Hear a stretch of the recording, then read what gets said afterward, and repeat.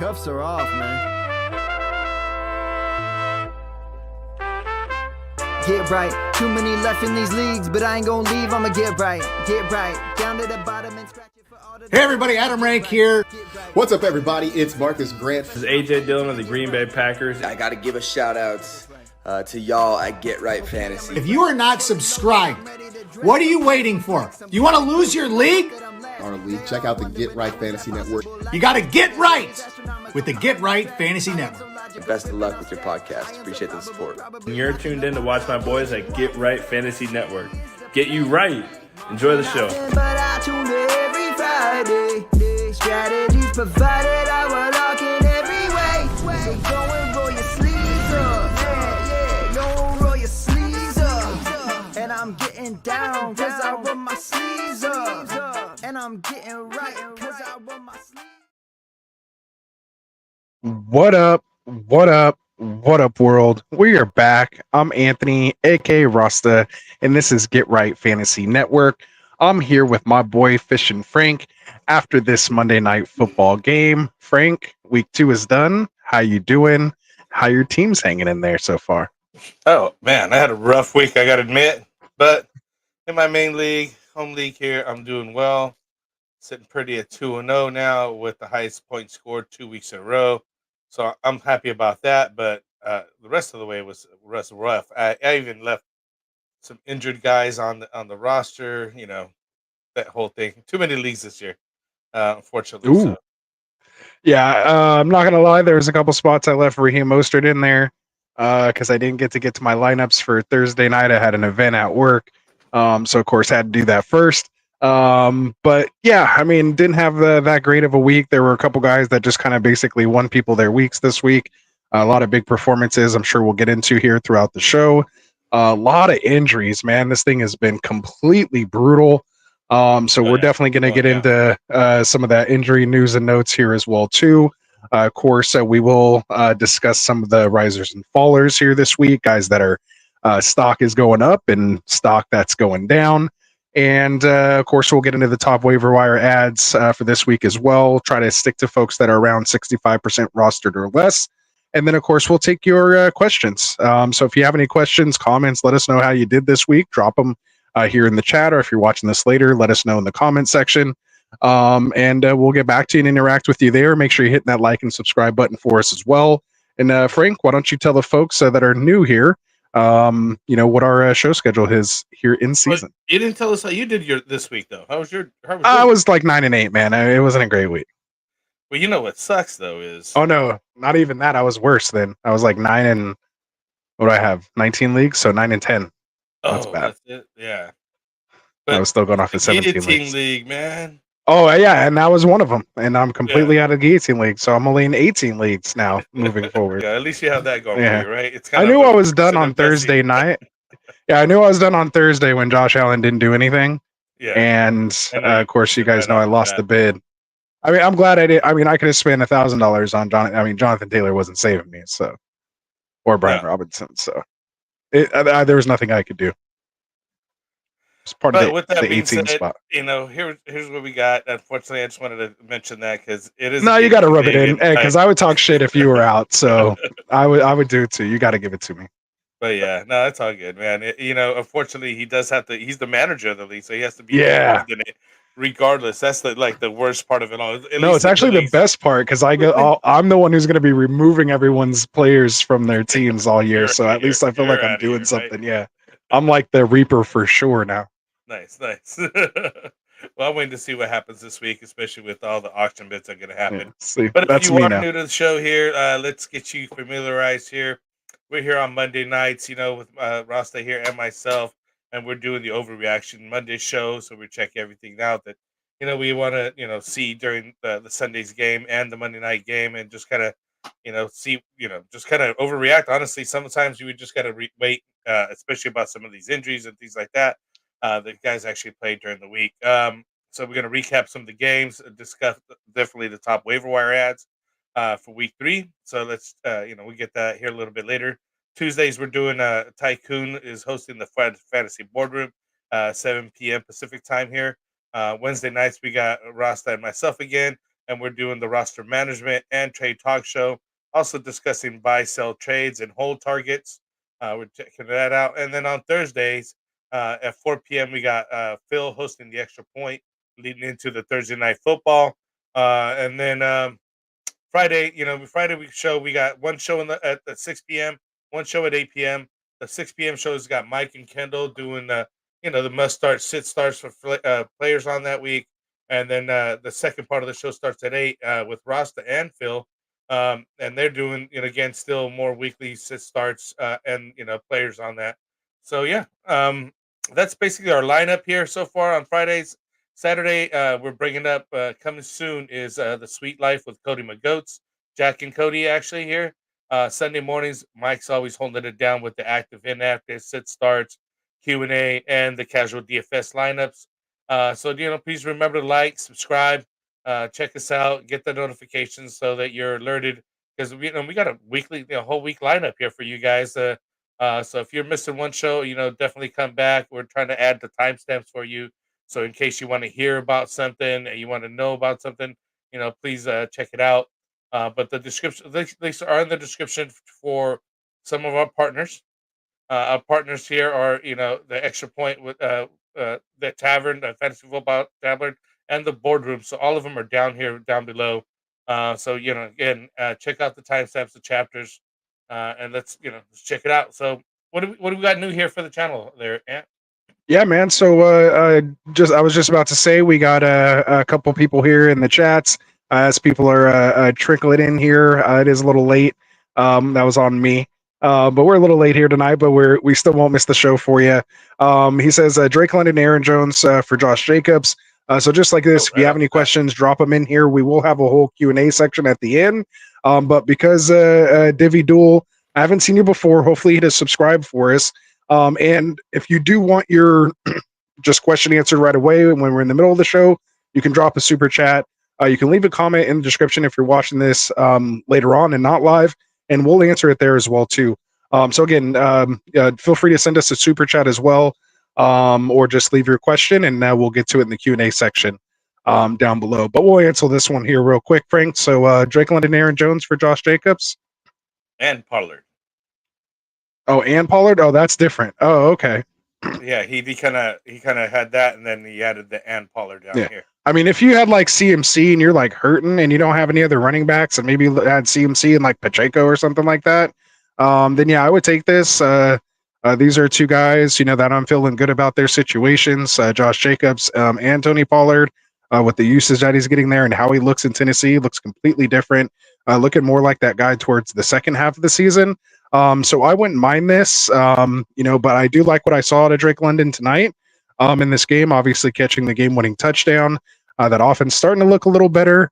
So I think, again, you can't overreact one way or another. Obviously, it's part of what we do. But yeah, I mean, I don't hate it given the landscape of running back, which we'll get into here soon when we start talking about injuries. So what do you think, Frank? So does he mean he's getting Josh Jacobs and Pollard? Like, I don't know sure which side he's on. Yeah. So, I just answer it either way. Like, it shouldn't matter which way it goes. Like, I see what you're saying. Yeah. Yeah. But, I don't know. It's like in a vacuum. Is on the rise right now. I did like the game. Their offense is going to get better. Obviously, they had that terrible first game. Even they talked to Kirk Cousins right after the game. He's we're still not 100, like clicking 100%, but they were able to march that ball down the field like no problem on that last run. I haven't seen too much of Aaron Jones this year, but Josh Jacobs looks fire. Pollard looks like he's in good form this year. So I think it all depends on your needs. Do you need a running back situation because somebody else is hurt, or you got some situation where you need extra running backs? Then I'd take the Josh Jacob Pollard side. If you need the wide receiver, then I'd go with Drake London side. Yeah, you probably drafted Drake London as your wide receiver one, so it is hard to give that up. But again, if you had somebody else go down, trading London. He's trading London. So yeah, I mean, like I said, if you need the right receiver, I wouldn't mind keeping London. It's a very even trade, is what I think. Yeah. At the end of the day, I think your upsides are there with Drake London, Josh Jacobs, and your average Joes or Aaron Jones and Pollard with some upside. So that's good. good even trade. Nobody's getting up too much on the other person. It just depends on what their needs are. And I think if the other guy needs the running backs Yeah. more than you do, and you're trading away London, then you're needing the running back. So I think that you're coming up some. You'll be all right. For sure, for sure. So we have Ravens in Finish here it off. saying, "What's up?" If I keep London, should I start him over JSN week 3? Yeah, I would start him over JSN. Yeah, you're still starting London over Jason. Although I really like Jason. And then we saw what we're what I was kind of talking about all offseason with Jason, and that offense that Ryan Grubb's trying to bring over there, using Jason in a couple different ways. We saw what happened, and this is kind of that progression maybe we're seeing with him maybe taking over instead of locking again. You can't overreact. It's one game. We want to see more of it, but at least we've seen it. Once you see it once, it can happen. So let's just keep on seeing it. So there we go. So keep dropping your questions in there. We see them rolling in. We will get to our live Q&A section again. If you want us to stop, you can. What we're doing, you can drop us a super chat. Again, if you can't stick with us through the whole show, you can just use the chapter. Come back, watch it later in the morning. If you guys are going to bed, just go to the live Q&A section, and you'll have your question answered there. So keep them dropping in there. Again, we will see them. Again, we don't want you guys thinking we're ignoring you. But let's get into the show, man. Yeah. So we have just a couple things here as far as I think I did the banners tonight. So let's see for our timestamps. Timestamp me up here, Frank. Oh, okay. I got you. You got it? Yeah. All right. So here we go. We'll talk news topics and injury updates. I'll just edit that part out. News topics and injury updates. Injuries week 2 were pretty brutal, like I was talking about at the top. We have a lot of the hip drop controversy kind of going on here. So that's just kind of interesting. What's your quick take on these hip drop tackles? We also obviously Joe Mixon, which we'll get into here in a second, was complaining, had something to say about it. Jamar Chase gets a costly flag. And it came out that that's what he was arguing about. He wasn't thinking pass interference or something like that. He was talking about a potential hip drop tackle. And of course, with him not getting signed, that's super important because he doesn't want to get his foot broken or high ankle sprain or something in a potential extension here. So what are your thoughts here quickly on the hip drop tackle? I think that the reason they came up with this rule in the situation to keep the players safe is important. I mean, this game is rough enough as it is. I think that sometimes it's kind of unavoidable. I don't think that people are doing it on purpose necessarily to even injure anybody. Same thing like with the horse collar that they did. But obviously, when Right. their statistics speak for themselves, and the numbers don't lie when people are getting injured during this certain type of plays, and this is happening. You know what I mean? That's why they don't want people taking hits to the head anymore, right? You know what I mean? Right. So obviously, this is another situation. Keep the best where, players on the field. yeah, this is another situation where it's like just detrimental for the gameplay. You know what I mean? So it is what it is. If you get penalized for it, and especially like you said, Joe Mixon just got injured because of it and everything else. So put your money where your mouth is. yeah, you gotta keep Fine them. play clean, play to the rules that you have at the time, basically. There we It go. used to be different back in the day. Now this is your new set. So play to the Just rules. adjust, right? Yeah, There it is. Just adjust. All right, so our other little news topic here, we have the Panthers. News came out today that they are benching their number 1 overall pick in Bryce Young, and are turning over to the veteran Andy Dalton starting this week. So they feel like Andy's going to give them the best chance to win. Casales is saying that, of course, Bryce is still our guy. Just maybe he needs to chill out, sit back, learn something from the Red Rifle. So it's Red Rifle time here in Carolina already after week 2. So obviously coaches are playing for their job, and it feels like maybe if he's on the hot seat, he's going to go down winning games, and try to prove maybe to the other owners that he could still coach if he has a competent quarterback. So a lot of gesturing and posturing there. What's your quick take on the Panthers benching Bryce? That's just coach speak for like we need to get some wins. Because the team looks terrible. Bryce Young hasn't been doing well, and I think the experiment's over. I was even hoping that maybe he could bounce back this year, but obviously he couldn't. And some guys basically need that extra time, and I think most the quarterbacks do. You need to sit back and watch a veteran sometimes, and it helps learning Right. the plays, helps with just being around the NFL.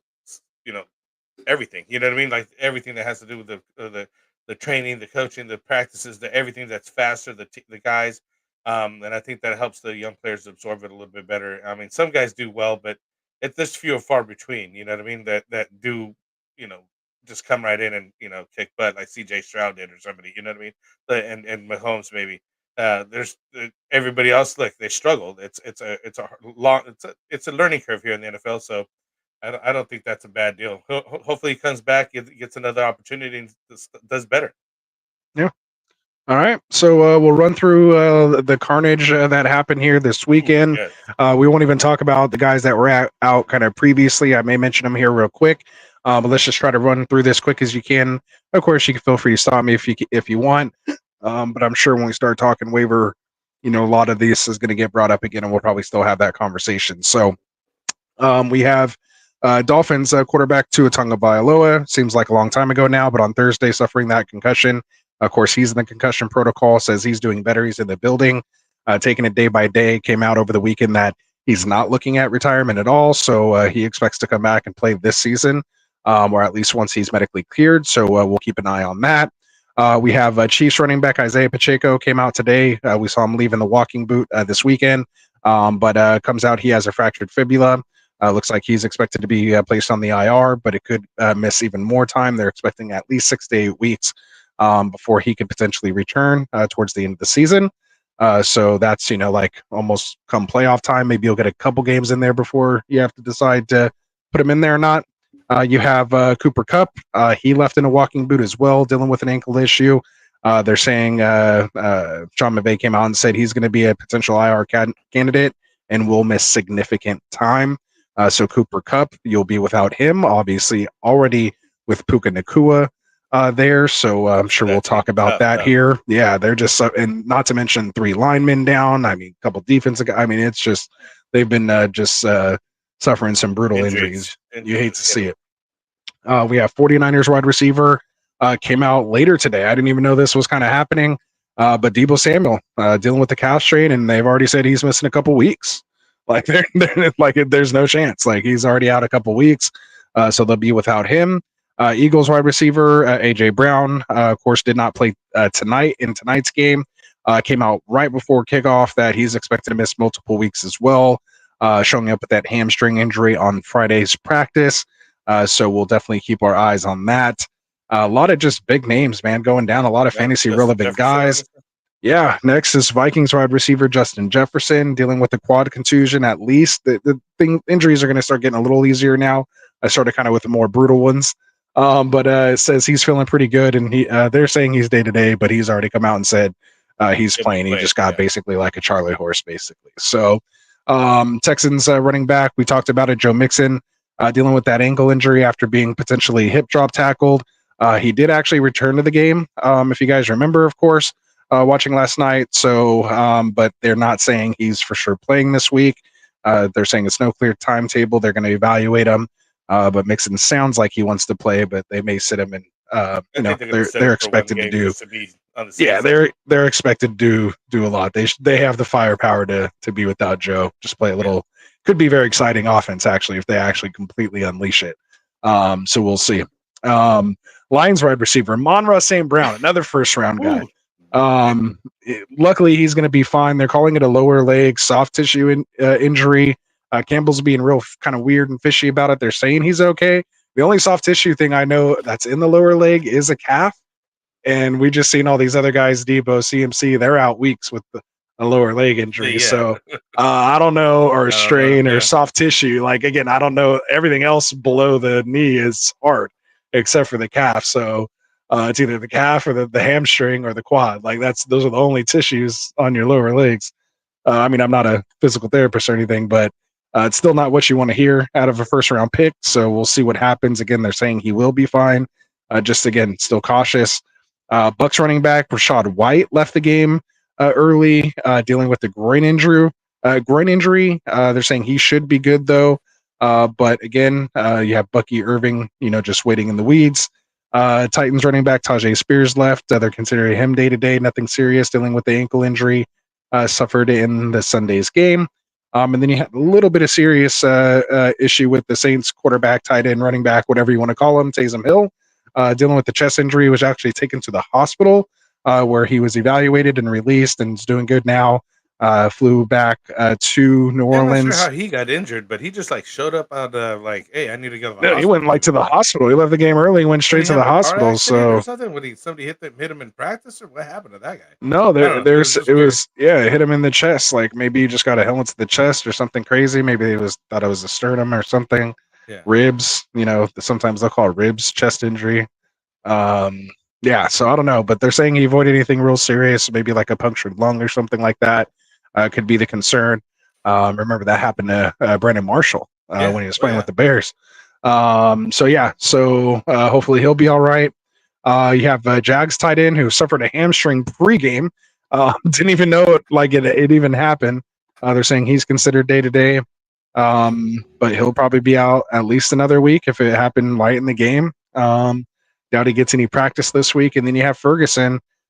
They said he was real close to playing, but the expectation is for him to be back this week. So that's your injury news and notes. Right? Like, he should be back. Yeah. So he should be back. So all of that, try to leave off on some good news there, hopefully. So any comments to any of that? I mean, we'll probably get into some of it here, maybe. Honestly, not to say that's good. I mean, but all injuries are bad. We don't want people to go down. But this helps, I think, a little bit there for Brandon Ayuk over there with the 49ers. I've been waiting for this guy to step up, and obviously he was holding out and didn't get enough practice or whatever. So maybe this pushes it forward that timetable a little bit more, because he's going to have to be targeted a little bit more while Debo's out, right? And Christian McCaffrey's out, so he was another pass catcher as well. So, but then again, that probably means they're going to be double teaming him. So who knows? Maybe get look at some WR2s over there in San Francisco, see what's going on. And then also wanted to mention, which is a little side note, because Jordan Mason on the interview, I mean, because he mentioned, oh, I knew on Friday, but McCaffrey didn't come out till game time decision basically or whatever. So he got them in trouble for not disclosing that he wasn't going to play at all. No, they didn't get in trouble at all. They didn't invest. That was like last week. We talked about that last week. Yeah, that wasn't this week.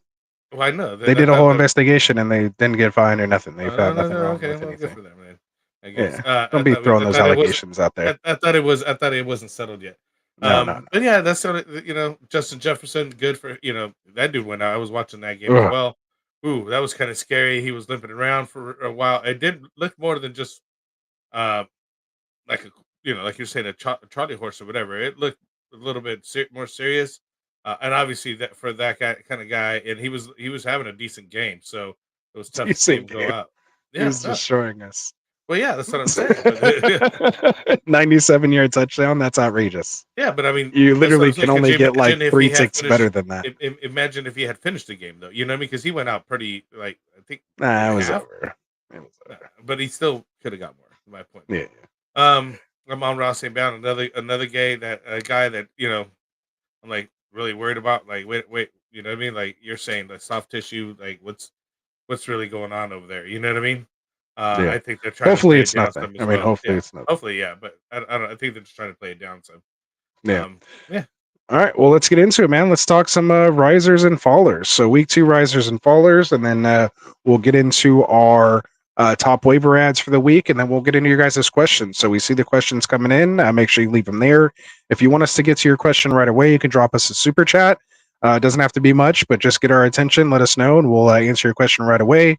If not, just leave it there in the chat. We will get to it in the live Q&A section. So you can always watch it back later, or hopefully just hang out with us until we get there. So Frank, let's talk some week 2, week 2 risers and fallers. Let's get to it. So give me your number one, or when I say risers and fallers, give me one of your risers that you have this week. Who did you feel let's start with rose? QB, since we're let's well, I did mine just by position. Like, we're not doing by position. It's just I just want your top 3 risers regardless of position. I didn't do that way. But that's okay. I got guys in each position. I'll say Sam Darnold. 268 yards, 2 touchdowns, 1 INT, 5 rushes for 32 yards. People were counting him out, he's just a backup, but he came out and put a pretty good game together there. So I think him was definitely a big riser in QB world. Um, Is he someone you would consider starting in like a one QB league, or is he still just more like a you feel a little more comfortable with him as like a QB 2, 3 in a super flex I think league, or I'm moving towards QB starting situation. Definitely a 2 QB league starter.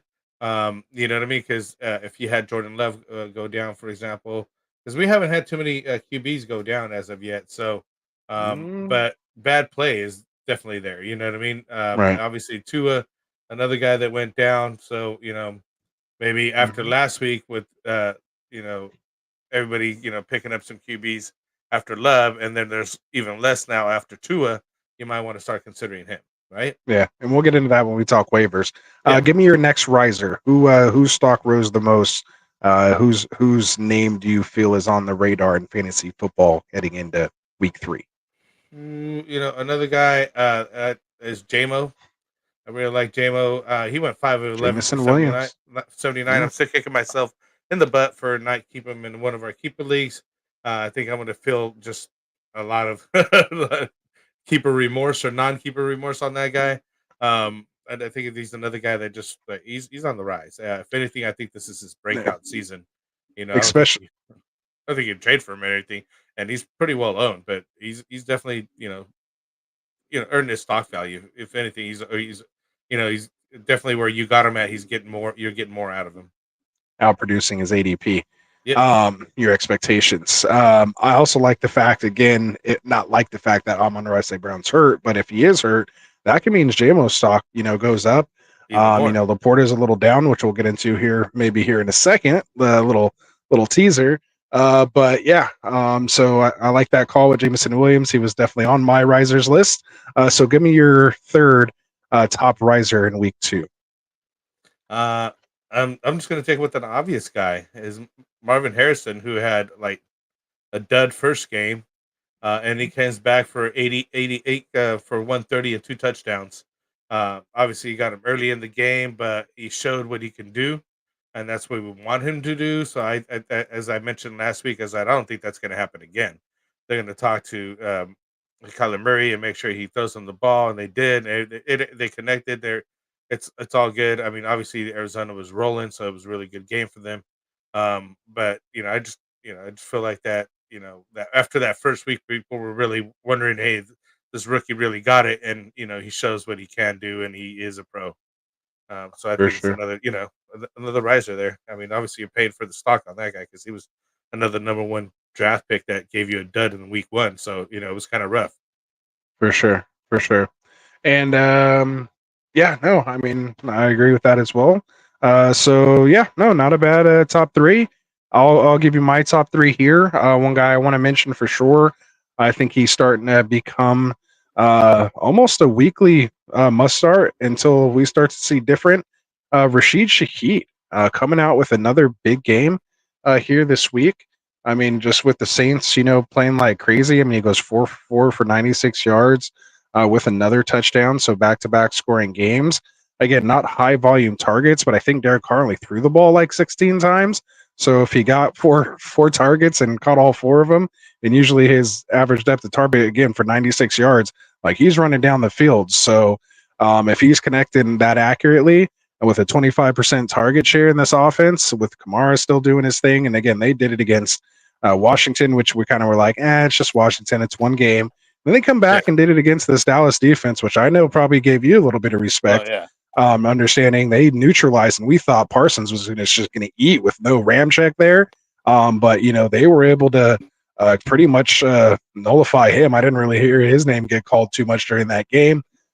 So they were just. I think they've scored on like 9 straight possessions, or something crazy like that, heading back into last game. The Saints are just a hot team right now. They're on a roll, 2-0. Rashid Shaheed, man, I think he's someone you should look to get. Or I'm maybe jumping a little ahead. But yeah, he's definitely one of my he's one of my risers here. Forgot what segment we were in. So yeah, another one I want to point out. Man, it's all right. So I'm gonna go with Zay Flowers. I was thinking of going with a different like position. But me and these wide receivers, it was stuff I want to see. I think what we've seen, is clearly that he is going to be the almost Amon-Ra St. Brown, if you will, of this Baltimore offense. It was tough to see them not really be able to move the ball against this Raiders defense, which, Spillane and a couple of these other guys, Mason Crosby was just kind of wrecking things. Like they have some players on the defensive side of the ball there with the Raiders. I'll give them that. So they kind of have Baltimore shook up. They're 0-2 right now. But I think what we've seen from a target perspective from Zay Flowers, again, coming from someone like Lamar, and the fact that he's always, because of Lamar's, elusiveness in a scramble drill, Zay Flowers can get behind the defense and be able to make a big play. I mean, I know we're going to be able to see some of those, but I love 10 targets last game, 11 targets this game, 6 catches, 7 catches. Some of them, aren't quite there. But again, this last game, 7 for 11 for 91 and a touchdown, 22.1 full PPR points. Out of this guy who's 5'9", 175, in this kind of, rushing offense with Derrick Henry and Lamar Jackson, getting that type of target share and, that type of attention. And they're finding ways to get him the ball. So I like what I see there in Zay Flowers. I put him in. I have him like as the third wide receiver, and I was like, I'm going to try him out. And he did very well this week, and I was happy. I was like, that's definitely for sure. For sure just started for you. Yeah. And I can't believe I'm doing this, but I'm going to say like almost 2. I honestly can't even believe what I'm about to say, but my biggest riser, man, for especially just for me personally, but also in the fantasy world, Brock Bowers, man. Brock MF and Bowers, man. I'm about to say 2 good things about the Raiders in one segment. Brock Bowers, man, coming off a 9 for 9 for 98 yards. We knew the Raiders aren't going to score touchdowns, right? So, but this dude right now is sitting at the tight end 2, I believe, overall, so far without even scoring a touchdown at the tight end position. So to me, that's pretty impressive considering there's guys like Laporta and Kelsey and Andrews and all these other guys.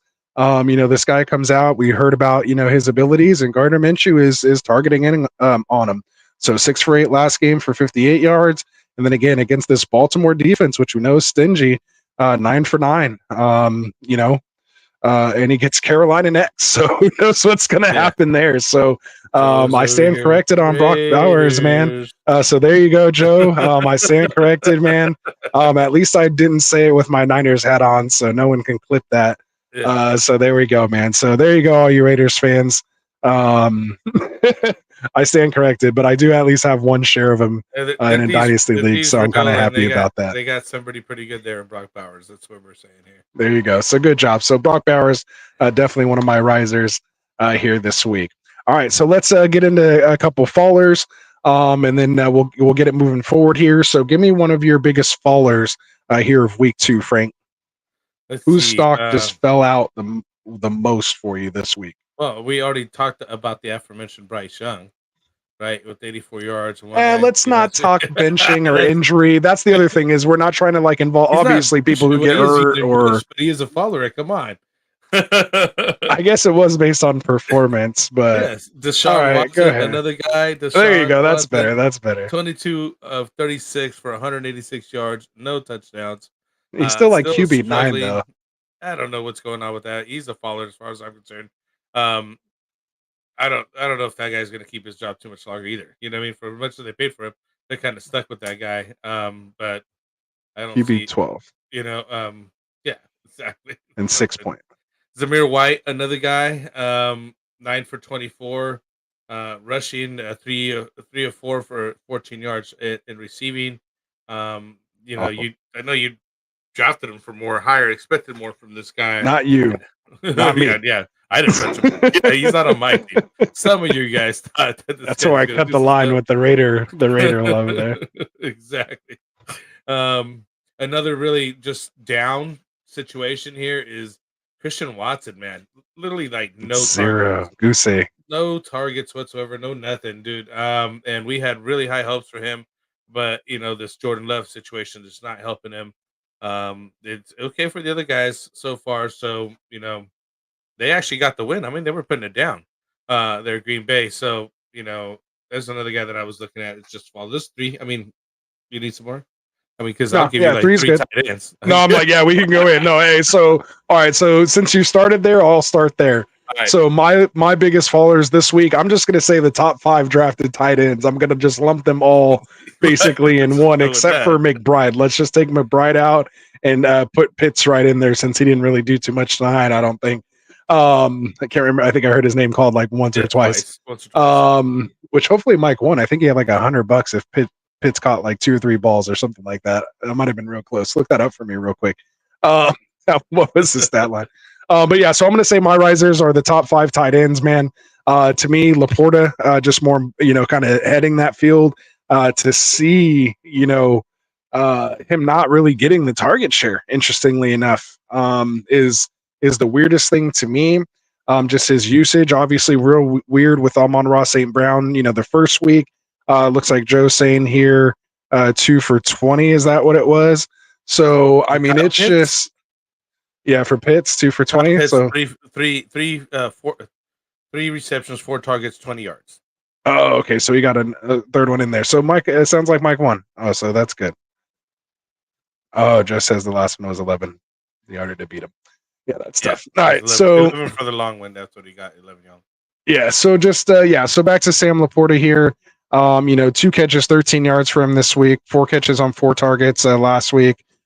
Just hasn't found the end zone yet. Remember, he had 10 touchdowns last year. You could just say it's early, maybe they're getting themselves going, but remember, they're playing in a dome. Like, they have all these things that are, that were really high. They're just going to be this high-powered offense, and just hasn't quite, worked out that way. So far, the running backs are eating really well. Gibbs and Demon are doing fantastic. But when it comes to Sam Laporta, and just again these tight ends overall that we drafted as the top 5, we should have went later grade again this year too. Just I'm gonna remember that next year. Just later grade, just always at tight end. All right. The one thing about it is that everybody's was bad. Like, if you think about it this way, even if you drafted them where you drafted them, nobody has that positional advantage on you anyways, because except for Bowers and Kittle, everybody's been they're pretty killing bad. Yeah, they're doing all right. I mean, I don't think they're. And Kittle's about to eat with no Debo either too, and no McCaffrey. Kittle's about to go crazy. Didn't he get injured though? He just went in for IV. He had cramps. Okay, he didn't practice like all off season, so he was probably hurting there. All right, so we'll move on here. So I will give my next biggest faller. For me, Jerome Ford. To come out and see him almost like just splitting work and almost didn't even seem like he started. With Devonta Foreman getting some carries in there. I didn't like what I saw out of that usage. I want to see him dominate this backfield. He had the opportunity to be worked in the passing game. I'm not going to completely give up on him now, but if he had another big game this week against Jacksonville instead of just 7 for 64, which isn't bad. It's a good rushing average, but only 1 catch for no yards and only 2 targets. Again, I think this is more just kind of Deshaun Watson being Deshaun Watson, and I just can't wait for Winston to get in here. Let's just hope that happens before Chubb comes back for the sake of Ford. So he might be on a buy or sell when we talk on Wednesday. My last faller that I'll put on here is going to be Keon Coleman. I'll go with the other wide receiver that put up a goose egg here this week in week 2, that we were kind of getting those mid rounds that we expected to, at least for me, kind of hopefully pay off if you needed them, especially with, some of the wide receiver situations we lost almost like kind of in week 1, to have to throw them in your lineups week 2 after having a pretty decent day, 5 for 54 week 1. You kind of felt comfortable if you needed them in a spot start in a flex situation. So yeah, tough spot for him. There could be better things ahead. But this offense may not be what it seems. Josh Allen may not be what it seems. It might be the James Cook show, but again, let's not just get too crazy just over 1-3 touchdown game. I think it was just gameplay, and what they stuck with what's working for them. Why should they go pass it or whatever? And this guy's just rushing down their throat. Had he been stopped, I guarantee you they would have went to the. You know what I mean? Like, what I'm saying? It's just game shit. It just basically what fell to them. We're here to analyze. We're here to analyze. Yeah. And honestly, but don't overreact. I didn't mind him having an off day because I was playing against him, but I also have him, so I'm like always torn about that kind of situation. You know what I mean? Welcome to multiple leagues. Yeah. Right. So whatever happens. Just let it happen. Right. Oh man, good stuff.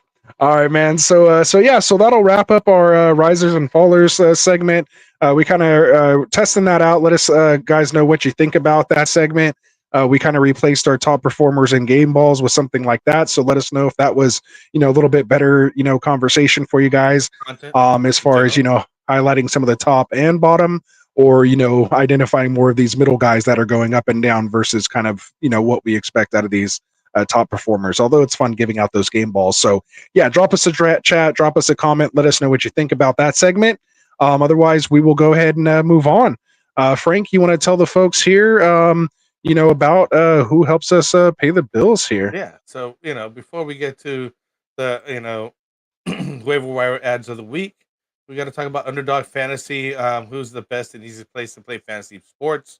We enjoy their best ball. Anthony and I did plenty of best ball tournaments this off season, starting into the season here. We're live streaming all of them, most of the off season. Got a couple of them in there, and now we're doing the pick'ems as the season has started. There's a lot of basically is what's going on with everywhere else is just basically pick'ems are getting done. Where you just simply pick higher on lower on the player stats for total yards and touchdowns. And you could put stacks of them, 2-3 of them to earn multipliers on them. So they're really fun to get in there. So it's, go sign up, use the promo code GetRight. Not only would you receive 50% deposit match, now up to $1,000 in bonus cash. So any deposit exceeding $200 will be capped at $1,000 though. Okay. But you also need, you get a special every week. I'm not sure what the special is this week. I think it's still they're rolling back the CD Lamb again. Oh, if not, it might be another one, but this is what I saw on the week 3, so I'm rolling with it. Well, nice. So if they're rolling back with CD Lamb, awesome. Let's get some of that one going. Because he's been on fire, regardless of win or loss over here with Dallas. He's been putting his work in. So again, download underdogfantasy.com. It's the fastest growing fantasy sports app on your Play Store or App Store, whatever you got on the system. And join us and do a pick'em contest with us today. Best ball's over, but pick'em's still rolling strong. For sure. Good stuff. Good stuff. All right. So with that said, we will roll right into our next segment, which is going to be our top waiver wire ads for the week. Heading into week 3, we will talk about the waiver ads kind of by position versus just our top, guys. So we'll kind of break it down, hopefully, for you guys a little more depth. As far as who you might be looking for, maybe some in, some higher owned leagues and lower stake leagues. But again, we do try to keep it to under 65%. So let's start with the waiver wire ads at the quarterback position. So Frank, do you have any quarterbacks here that you want to mention? We talked about obviously Tua going down. Unfortunately, we have the benching with Bryce Young. Caleb Williams isn't playing well. Who are some quarterbacks that you might want to take a look at here? I'll give you the aforementioned riser there in Sam Darnold. He is worth the shot out there. Again, decent game, really low, very little ownership. 13% Yahoo, 4% ESPN, and then check sleeper, but obviously it's not that high. In neither of these platforms, I don't think he's going to be high in sleeper. Again, last week he had 17 to 26 for 268 yards. 2 touchdowns, 1 INT. Similar game, week 1, 19 to 24 with 208 yards, 2 touchdowns, 1 INT. 15 and 20 respective fantasy points. Looking to face Houston next, and then Green Bay, and then the Jets, which has a rough game there against the Jets. But Houston and Green Bay is doable, and he's been looking good. If you need somebody with Jordan Love and or Tua going down. Some of these guys are available out there in your leagues, and it depends on how deep and how many backups people keep and things like that in your league that you may have some guys available or literally nobody, right? Yep. And there you go. So another name I'm going to go with here is for one of my top quarterback ads is the QB2 overall in fantasy so far right now, owned in only 21% of leagues on Sleeper, Mr. Derek Carr. And do I say high-powered Saints offense. Never thought I'd say such words in such succession. Ooh, that's like a little tongue twister. Notice how I kind of slowed down and took my time there. I didn't want to have a blooper that someone could cut on me. But yeah, man, Derek Carr, again, 21% owned. Just, again, not having a ton of attempts, but very efficient. 11 completions on only 16 attempts for 243 yards. Again, a lot of big plays to Shaheed. Alvin Kamara doing a lot of things after the catch. 2 touchdowns. Did have a pick this last game. But the game before, 19 completions on 23 attempts for 200 yards and 3 touchdowns. 27.3 and 6 point per passing touchdown leagues in week 1, 25.82 in week 2. So he's playing well, and I mean, as long as he's healthy, we've seen him produce, high numbers with guys like Adams and support. Guys like Darren Waller back when he was a real thing before he went to the Giants and got hurt and all that stuff. So he's been able to put these fantasy players in position. So something to keep your eye on, and definitely some faith for you Olave owners, myself included, out there. Okay. Who else you got at quarterback that you want to mention? I'll take a look at Geno Smith, another guy who's lowest percentage, 34%. Yahoo, 13%. ESPN went for 33 of 44, 327 yards and a touchdown. The kid drew 18 and 17 points, respectively, basically 18 and 18 the last 2 weeks here against Denver and New England, looking to match up against Miami, Detroit, and the Giants. Then he finally has a rough matchup with San Francisco. So three pretty decent games coming up. Definitely worth taking a look at over there. Again, another guy with low ownership percentage, good value going forward. And so I definitely take a look at Geno Smith. There you go. And I would say those 3, maybe Sam Darnold's kind of maybe the lowest one out of those 3. But those 2 guys are guys that you might even be considering in 1 quarterback leagues right now. Absolutely. And 2 quarterback leagues. And definitely if you lost, Love or Tua, someone like Carr, Geno, or even like you said, Darnold would be good, targets to go after. For those that are in maybe deeper super flex leagues, or even some dynasty leagues with deeper benches, these 2 guys might actually be out there. Andy Dalton, obviously coming in for Bryce Young, like you mentioned earlier, only 9% owned on Sleeper. You may or may have the numbers for me there on Yahoo and ESPN. And then also Skylar Thompson, the backup to Tagovailoa. We expect him to miss multiple weeks. So with the bye weeks, coming up here soon, weeks 5 and 6, guys like Jalen Hurts and, a couple guys like that with those week 5, I think Jared Goff, a couple of these guys have some bye weeks coming up. So these are guys in those super flex leagues, especially if you're like me and only drafted 2 and you're like, oh, okay, what's going to happen? These are the guys you were hoping to be available come that time that you didn't have to waste draft capital on. Throw a little fab at them and see if you can add them to your lineups. For those folks, literally 0 on ESPN, 0 on Yahoo. I think the only reason the Sleeper has people on there is because they have dynasty stuff. Exactly. Yeah. So there you go. So basically, he's out there. Anywhere.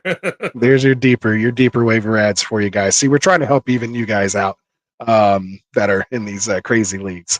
And of course, if you did have to rank it, Frank, like as far as how much fab you're spending on someone like Derek Carr, it's kind of hard at a quarterback position, but just tell me in a range of, you're going to empty it out, you're going to be careful, or just kind of throw something. You don't have to be too specific. 15% max, 15 to 17 max. Geno around 10 or 11. Yeah, I was thinking 12, maybe. Yeah. Yeah, and Darnold, maybe 5 to 8. Not even. Oh, well, it's different though, because if you're going after those guys and it's those deeper leagues, those are those leagues you might have to actually pay 20%. Yeah. Especially if you're missing a quarterback, you might have people that just want to buy the quarterback because they know they might be able to turn around and trade him to you. And we'll get into that on Wednesday. Just to block it. Or just for to roster block management. Be I'm playing him next week. You're not starting the quarterback next week. Exactly. So there could be some gamesmanship like that out there. So that's why I love doing Fab Bigs. It makes it fun seeing what's happened. So any other quarterbacks you kind of want to mention? You had one good. I noticed this week. I'll mention him for you. Actually, Justin Fields. He was your one of your top ads last week. Still only 30. I think he went from like 19 to now 33% owned. So people still not really feeling him a lot here on Sleeper. Maybe a little higher on the other platforms, but Justin Fields looks like he might get the starting job. Tomlin didn't give Wilson the job back. Basically, just said if he plays well, which I think he actually looked pretty decent this week. He has a good defense. He just needs to not turn the ball over, and he might be kind of maybe what the Steelers, He needs to offense just take the needs. sacks and not try so hard. He went 117 yards, 1 touchdown, 8 rushes for 27. He just needs to play smart, hold the ball, But he don't had turn he it had a over. ton of big plays called back because of like holding penalties that weren't Yeah. his fault. So Don't worry, I actually thought he played well, and it affected some of his stats. Yeah. In that game. So he might be Fields for you guys who held on to Fields or had some faith in him this year, especially in those super flex leagues. Seen him go like in the 13th round. I was like, what are you guys even thinking? Kudos to you. You guys had more balls than I did to I threw draft him someone like him, in man. a best ball league. I was like, well, Best ball, yeah, that's a little different, but yeah. yeah. In a redraft league or like a super flex league, I mean, but he was going like 3 rounds ahead of Wilson, who was named, the starter at the time. Yeah, So really. That's maybe that that's just, what's crazy, right? maybe Maybe they that knew tells you a something. little more about Wilson. Yeah, maybe they knew. Anybody else you want to mention there? Were you ready to move on to running backs? We're good. Let's check out the running backs this All week. right, man. Let's get on to running back. So, running back waiver ads for week 2. Let's start with obviously a lot of these, are based on injuries. So let's start with the Joe Mixon injury. Looks like again he's going to be okay, but it looks like the guy that came behind him was Cam Akers, 53% owned here on Sleeper. I'm sure you may have his other roster percentages there. But what are your thoughts here on Cam Akers if Joe Mixon misses time? How do you think he looks? I mean, this is a next man up situation. Obviously, Houston is a nice high power offense. So it's definitely worth a shot to bring him up. He went 7 to 32, 13 long, just one catch. He is only 1% on Yahoo, 1% on ESPN. See, Definitely now I see widely 3% here available. on Sleeper. It's doing that weird thing to me again, so don't trust my percentages here again. 1 to I 3 don't is know. not so bad. It's not that. It's obviously very low. That's all we got to say. So he's definitely widely available because everybody was thinking Joe Mixon's the man, and he has been. But if this injury keeps him out, if you're hurting, you might want to put him in. Yeah. See, I don't know what to believe because one of these said 64. This one says 4. Oh, well. All right. So the next one I had, the guy that was on the thumbnail, Mr. Carson Steele, the guy Yes. who might be potentially coming in to take over here for Isaiah Pacheco, and he's expected to miss at least 6 to 8 weeks. Again, when I checked earlier, it looked like 61% or something percent he was owned. I looked right now, it's 4%. Frank, maybe you can help me out on the other platforms, maybe a little more realistic idea. Says 4%. Yeah, exactly. Let's see what it says over here. Yeah, so more like 4% on that side. So that's probably what it is here on this side too. Probably around that for sleeper. Obviously maybe a little more because of dynasty, but yeah. So the only problem with him is again, he might be like a Peyton Hillis, type guy. He might be, again, what did he run? Like a 4.7 or something like that. He was actually even slower than Tyler Algier. So he's probably not going to break any big long runs. But he might be able to score some touchdowns if they get close. Did have that bad fumble, so we don't know how that may affect it. But obviously they still trust him enough. They said they were going to keep it in house. However, they did later on in the day came out that they might be open to reunion with Kareem Hunt, and I think he's going to make a visit. So, and for Kareem Hunt, just real quick before I throw it over to you, Frank, Kareem Hunt is technically still a free agent, so he's not on waivers. So go check your league right now. You can add Kareem Hunt and not even have to wait for waivers to clear. So check that out. Depending on your settings, might be able to take advantage there. So who else you got? I do have him in a dynasty league, and I've been waiting around, see what happens. You know what I mean? Like I didn't have a reason to drop him, so I was like, I'll just hold on to him. He could be my drop guy later on. Carson Steele is about 3% Yahoo, 2% ESPN. I think we're gonna have to figure out who the get man is, or there's gonna be split carries with him and Samaje Perine. I think P Ryan might get the upper hand, being more of a vet, and it seemed like he was getting more gameplay during even when Pacheco was there. P Ryan's 4% Yahoo, 3% ESPN, and what is he 4% Sleeper? So right there, very low ownership. I'm sorry, 8% on Sleeper for P Ryan. So still very low. He's widely available. It's kind of pick your Where's poison. 59? Like I had 59 on there a second ago. Like I don't know which one's correct. So I apologize, guys. Yeah, no worries. But just look for him in your leagues. Doesn't matter I what the mean, percentage is. Just look for the guy. who do you think is going to be the guy though? That's the question. Is it going to be P Ryan Right. or I think P Ryan at Steele? least keeps like the third down role. Let's just see who's going to get those early down work and the goal line touches more importantly. But I think I could easily see it being kind of like P Ryan working in between the 20s, so to speak, and in third down and passing situations because I think he's the better pass blocker and he knows what to do there. And he's more of a threat, I think, in the passing game. And then, if they do get close, I mean, they have a ton of options with Andy Reid, but Steele could just come in there and kind of vulture some touchdowns. I Maybe think not a that's lot what of ton of happened. I yards, think but that's yeah, well said because Steele seems like you're saying slower, but he's a bigger, bulkier running back. When I seen him have one or two plays, I was like, "Ooh, this guy looks yeah, pretty good." way too big. But it's just not enough. You know what I mean? Like, there's not enough touches. So let's see what happens when he actually gets some work. Maybe go with the younger hand. For sure, for sure. Depends on what your needs are, right? Too as well. I mean, sometimes you don't even have to go after these guys. They're Hmm. not going to totally benefit your team, and especially if they're Yeah. crapshoot as to who's going to get the work, right? Yeah, and I mean, a lot of the times, I mean, the last real relevant, back out of, out of here's why we're all excited about Pacheco, was Kareem Hunt. Interestingly enough, we've always been so excited about this position in this offense, but no one's really been able to do anything. I think I heard a stat earlier that I don't think any Kansas City Chiefs running back has rushed for over like 600 yards. I don't think, like since Kareem Hunt or something like that in the last couple of years. So. Yeah. It's been tough. So, again, and last thing to consider is it could be CEH. He's on the PUP Yeah, he's still injured. NFI list, dealing with that PTSD. Obviously, thoughts go out with him on that. But if he does come back, maybe he's the one who takes kind of that role. Maybe it's a split between him and P Ryan, because of course he's more athletically, I would say, gifted, or at least shown those statistics over Steele. But again, who knows where his head's at when it comes to that. So again, a lot of moving parts. I wouldn't dump a lot of fab on these guys. Maybe just take a shot on which one you think is the best, depending on what you need for your team and what your settings are. Obviously, if you're in maybe half or non-PPR, maybe you lean more towards Steele. If you're in a full PPR league, maybe your potential target's P Ryan. Either way, this injury to Pacheco to me means we might see 5,000 passing yard Mahomes now, which I would love to see. And get them out of this just run and play defense type offense. Maybe Hit a big play here and there. up, man. Get him to Yeah, just get him going again. So, yeah, so there we go. I mentioned Devonta Foreman earlier as well too.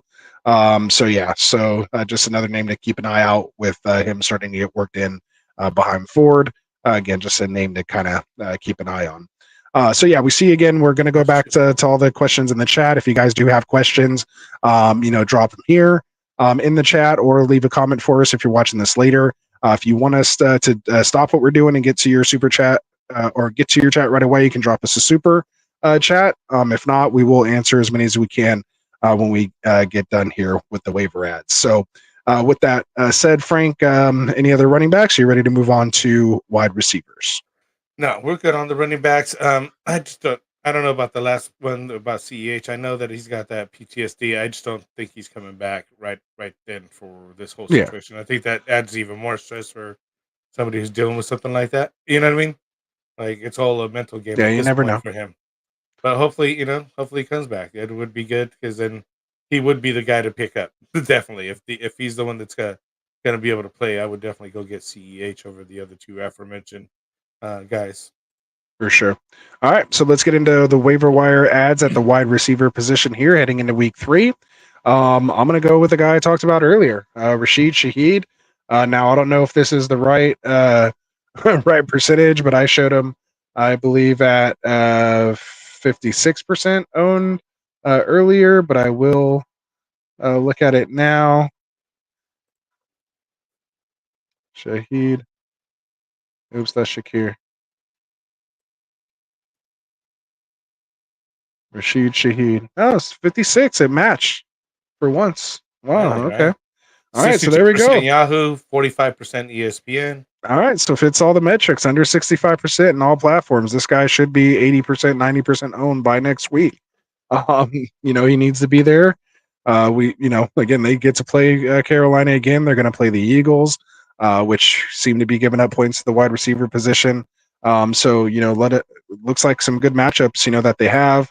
Rashid Shaheed, until further notice, man, get him on your team if you can. Seems to be out there. If you're hurting at wide receiver with Debo going down, with Puka and Cup and all these guys going down, maybe Amon-Ra banged up, Jamar Chase not doing anything, Rashid Shaheed could be your answer there. Could be this year's league winner if the Saints offense continues to play this way. These are the guys that you kind of take a stab at early. Maybe, dark horse that you didn't think was going to come out there. These are how they always worked. Remember, we thought the Rams offense was going to be one of the worst offenses in the league last year. They have a guy named Kyron and Puka come out and be league winners, top 5, top 10 at their position. So maybe this is Shaheed's time. Go take a look. I'll state my case there. Who do you got for wide receiver? He's like my number one right now. Is your kind of number feeling one Shaheed. right here? Yeah. Kind of feeling Shaheed here in week 2. It may not age well, but I'm feeling him right now. Let's say Alec Pierce here. He's had a pretty good 2 weeks here. Michael Pittman seems to be on the way down right now. He had 7 catches for 52 yards. Pierce has put up some pretty decent numbers. And that's, not too many guys are out there, honestly, for wide receivers. A lot of the guys were already basically taken. Even this guy, he's at 20% Yahoo, 0% ESPN. Last game, he ended up with 5 for 7, 56 yards and a touchdown. He did start the week 1 with 3 for 3, 125 yards and a touchdown. He's putting up some decent, touchdowns and numbers and targets now that increased over the last week there. I think Richardson likes him better a little bit. I don't know. I don't know what's going on over there, but I know the Pittman I had, drafted higher for him and everything else. So, and here's Alex Pierce just kind of stealing the show, and also getting some looks from Adonai Mitchell over there as well.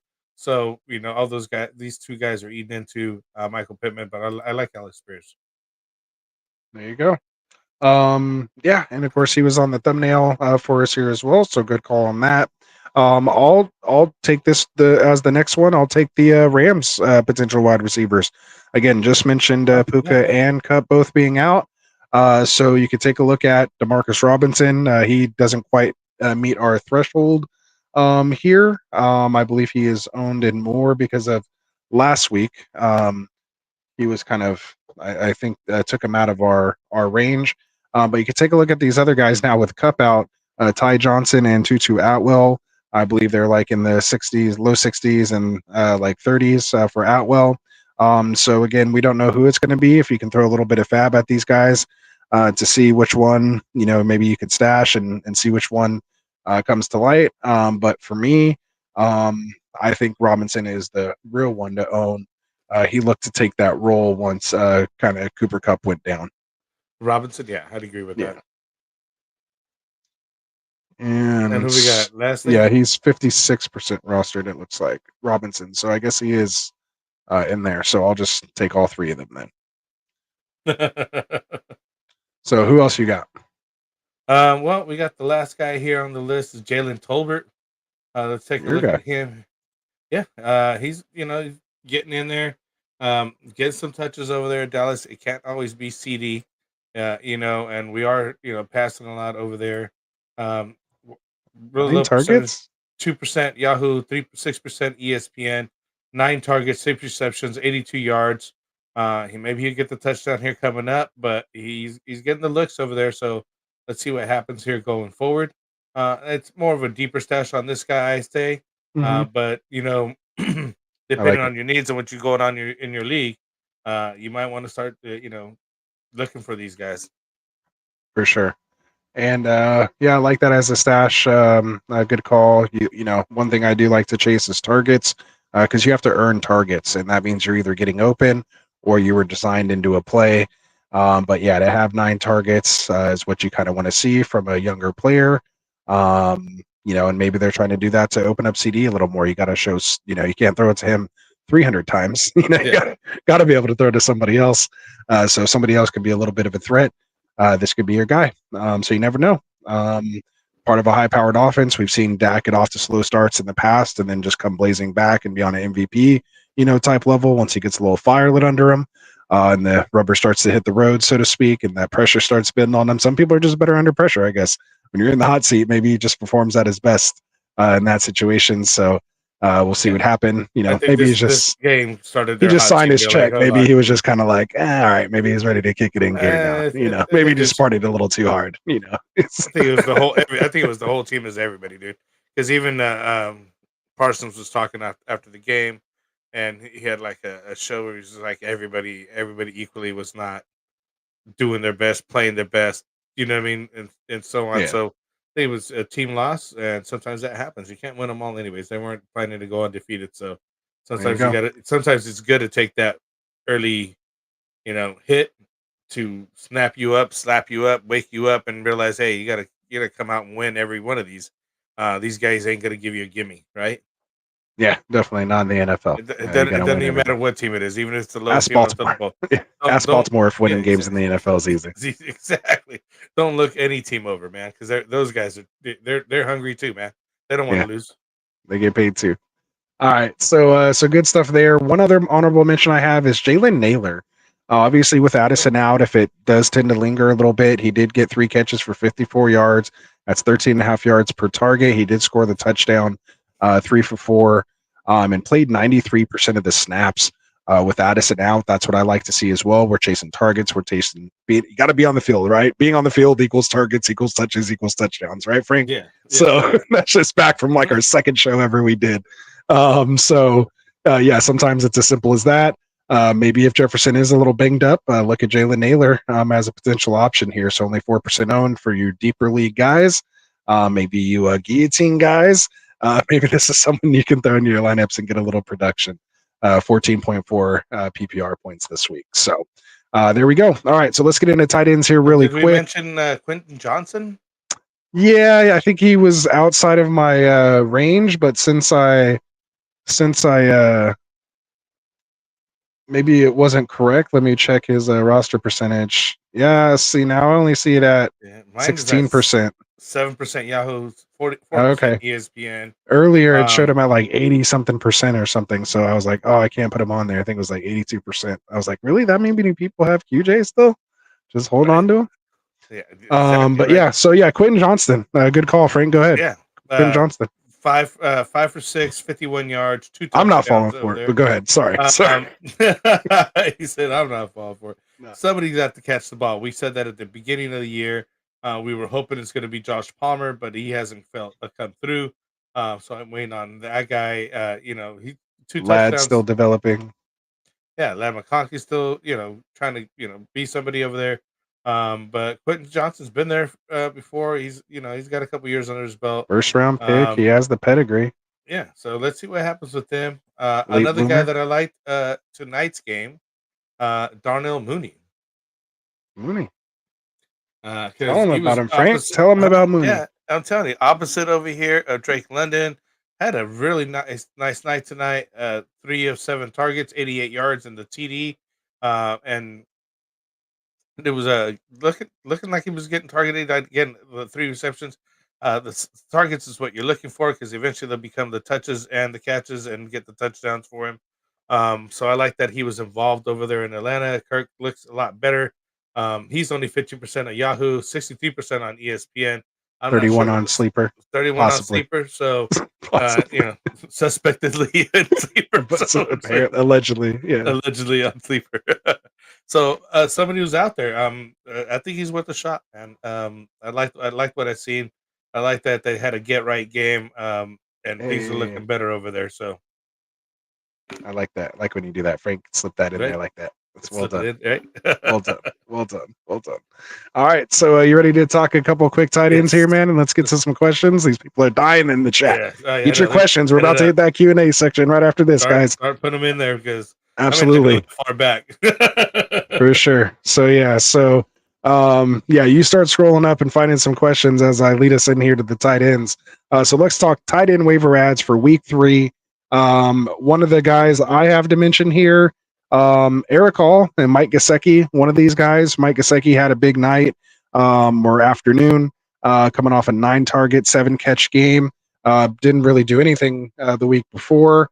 My percentages are probably wrong. Let's see. So I show him as 10% rostered here on Sleeper.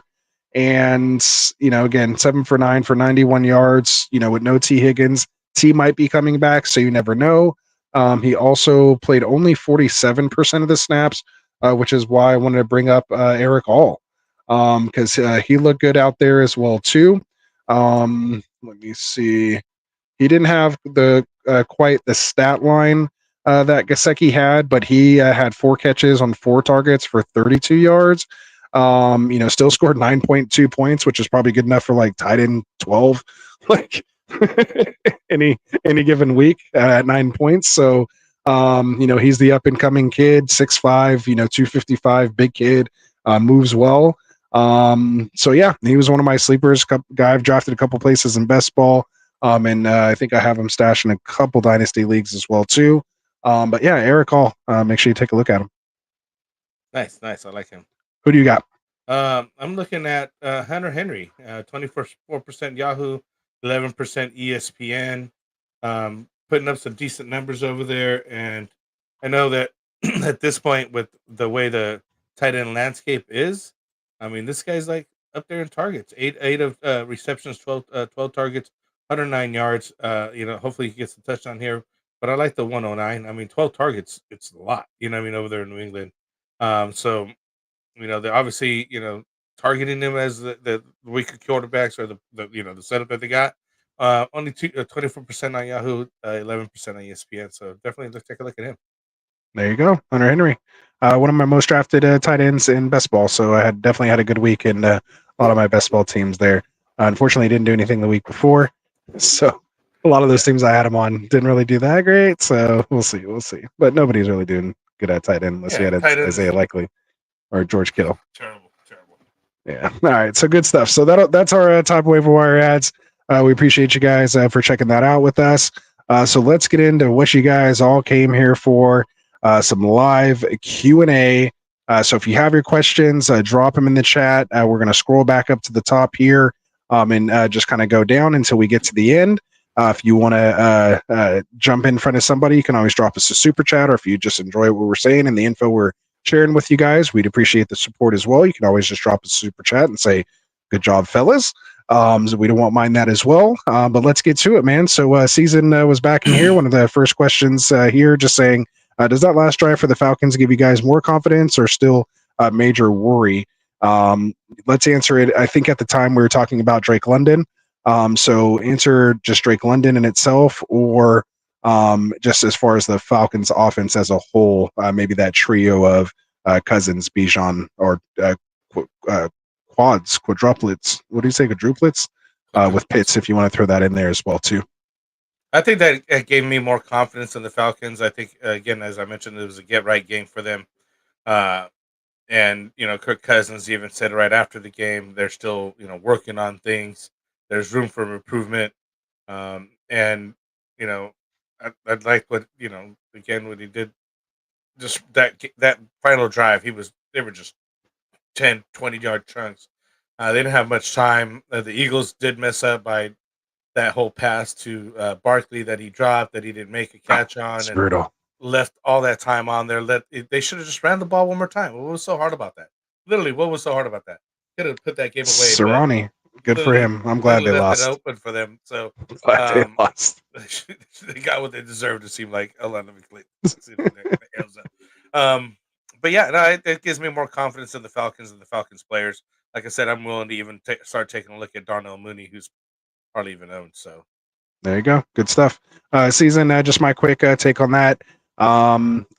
it gives me a little more confidence because again, we knew it was going to take a little time with Kirk Cousins coming back from that Achilles. So I think if we kept seeing it, after a couple weeks, then we'd say, okay, maybe he's not ready. Maybe we're calling for Michael Penix Jr. But you'd like to see what they built off of there. This could be one of those wins that gets them, pumped up going into the link and getting a big win like that. I don't know if you guys saw pregame, but Ray McLeod went in there wearing an Eagles Cunningham jersey. So wow. you're going in and play, to the opposition with their home team's opposite team's jersey on. That's pretty crazy and wild. I don't know if I've seen that before, but that's mind games. They knew they were going in there and winning. As soon as I seen that, I was like, Atlanta got this. So they're in that right mindset. You showing up in the other team's jersey. That's awesome. So we have Ravens for show, I always want to say Ravens for show, but Ravens show, yo. He says AJ Brown, Debo, and Puka out for the next few weeks, and his main leagues he's hurting. Let's see, we talked about about that here. Yeah, there you go. Like Willie 77. I don't want to not answer your question, but this is more of a a kind of a trade question that we do Wednesdays and things like that, where we're trying to look at roster management and trade show, things like that.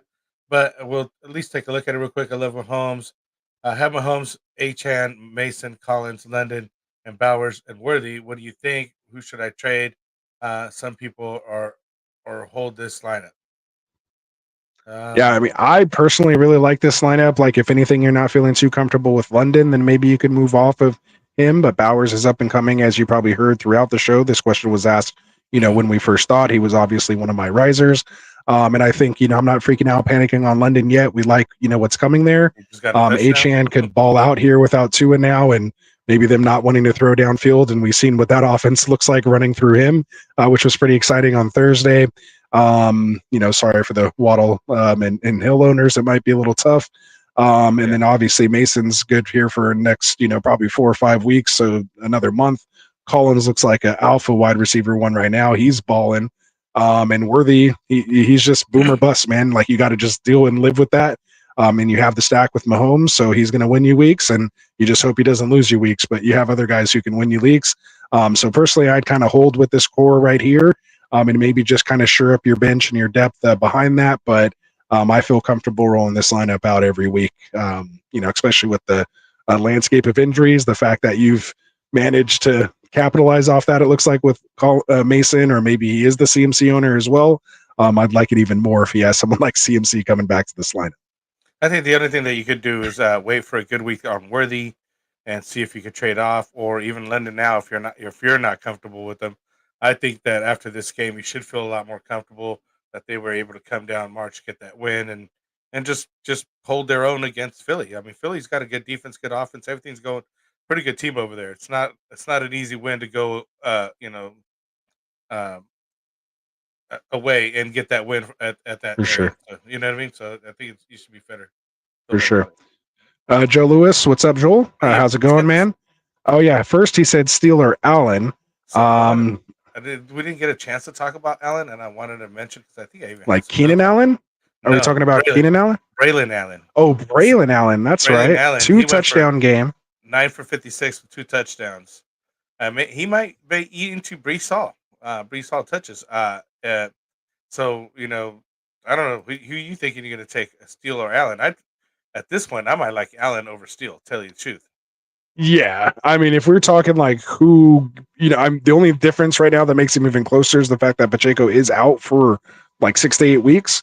So that's why maybe you lean on Steele. But like, as we talked about throughout the show, again, this was asked before we got into the show, when we talked about all the running backs and how did we not have Allen in here? I forgot. I had it in my I had him too. And just like, I don't know how we made it through. But yeah, so we appreciate you, Joel. Like, we should throw you a subscribe for bringing this up and making sure we talk about him. But yeah, man, I mean, I think he's just a clear handcuff. He's one of these guys like Mason where if Brees were to go down, which he was banged up, and one of the times he scored a touchdown, he was on the exercise bike on the sideline, getting looked at. Nothing came out. No injury designation, anything that I saw or heard. And he came back in, but he's a beast, man. He rumbles. He looks like he's an NFL running back, man. I like what I've seen in the touches he's had so far. Even against the Niners, he had a nice run as well too against that defense. So yeah, I would probably, again, just depends what you need. If you're sitting in a good spot and you don't have any injuries you're dealing with right now, then absolutely go Allen over Steele. If you are, needing a running back for like this week, you might have to roll the dice with Steele. I don't know what you can rely on Allen. He's not going to score 2 touchdowns every week. Yeah, I don't think he's going to score 2 touchdowns. I just think they might start splitting some carries over there. Maybe, you know what I mean? I Yeah. think they might want to keep Brees Hall a little fresh, a little healthier, so on and so forth. Right. To get him for the end. You can't have 100% of the touches, right? Like that just can't happen. 100. Yeah, that's not getting 100. So, but if he gets 30 to 40, Percent, 35 yeah. somewhere percent of Yeah. the touches, that's not bad. 25, 30. I'm not sure what's again we're still trying to figure out if it's going to be Steele, somebody else over there, P. Ryan, Ryan CH, or Kareem Hunt. Kareem Hunt. There's a whole bunch of guys going to be happening. It's Allen if Brees goes down. Yeah, it's just he's not down. Exactly. And please don't go down. We don't need Brees to go down. We don't need that. There's already too much. Yeah, we've already dealt with enough. It's just week 2. All right, so let's get to a second question here. So we talked about it again, but it looks like he's potentially good enough to go this week. Maybe you and I both think maybe they just sit him for a week, roll with Cam Akers for at least a week. With their position being division, I think they're the only 2-0 in their division right now. So, yeah. All in one show. He says trade Chase for Bijan and Pollard. So you trade if it's Chase Brown, then yes. No, I assume it's Jamar Chase for Bijan and Pollard. Are you taking this deal? And he's 0-2, and these running backs. This is Pacheco, Jacobs, Ford, Mostert are my running backs. So Pacheco goes down on him. He's got Josh. And his receivers are Flower, London, Waddle, Higgins without Chase. So the fact that maybe Higgins is coming back could potentially help you here. If London plays good, I like Flowers right now. I don't know if he's a wide receiver 1. Waddle, I would like it more if Tua wasn't hurt right now. I think that really does hurt Waddle more. I think Hill's a little safer than Waddle. I'd hate to lose Chase right now. At least you're getting Bijan back. I just don't think you need it. So, I feel, I don't know what you think, but I'm good with Josh Jacobs and Bijan. Who's another receiver? So instead of getting Bijan and Pollard, can you get Bijan and somebody else? As far as a receiver goes, that's who I'd want to look at. Target in that trade. Yeah, getting another receiver back with some I'd be upside. happy with even those 2 guys for Chase. I'd take Bijan and Pollard for Chase. Would you take Bijan and Rashid Shaheed over Pollard just to not lose your depth in that wide receiver room? So if you were Flowers, London, Waddle, Higgins, and Shaheed, I'd rather somebody more for sure than Shaheed. Shaheed's a riser. Yeah, he's more like Shaheed's more like a waiver target versus like a trade. Pollard's more like he got drafted and he was in there. You know what I mean? And he's the clear one. Yeah. So yeah, I mean, it would give you 3 nice running backs right now. But I'd still feel like I had someone like Bijan who he actually probably drafted ahead of Chase. So when you think about it that way, I mean, you're taking a guy who you got after Bijan and you're getting Pollard with it. It's definitely a trade in your favor. So it's a good trade. So it just depends on, do you want to feel, are you good with those wide receivers? Me personally, Ford is not doing better for you because you wouldn't have to be doing it. Yeah, but you know me with Anchor RB or Hero RB, so I'm good as long as I have Bijan and Jacobs. I feel like I'm still okay there with Ford as my RB3, and then I'd rather have that wide receiver. Pacheco and Mostert. Yeah. I mean, I don't think you can AJ Brown, but if someone maybe you can get Puka Nacua, who's hurt right now, even. If you feel comfortable with those wide receivers, if he's the guy who has Puka or someone like that, maybe even get Justin Watson even thrown in there. You can buy low, shout out to the Wednesday show. But yeah, so you get me talking trades, guys, on Overreaction Monday. I get crazy. All right, so go Jackson. So what's going on? Just got a blockbuster trade offer. I sent Ken Walker, Zach Sharp, Olave, HN4, Amon Ra, and Kyron Williams, Brian Thomas Jr., PPR. I have Mason and Derrick Henry. Should I do it? I'm a hard no on that. What about you? Again, hold on. Let me look at it again because that was a lot to So he's trying to send Ken Walker, Zach, Charbonnet, Olave, HN for Amon Ra, and Kyron Williams.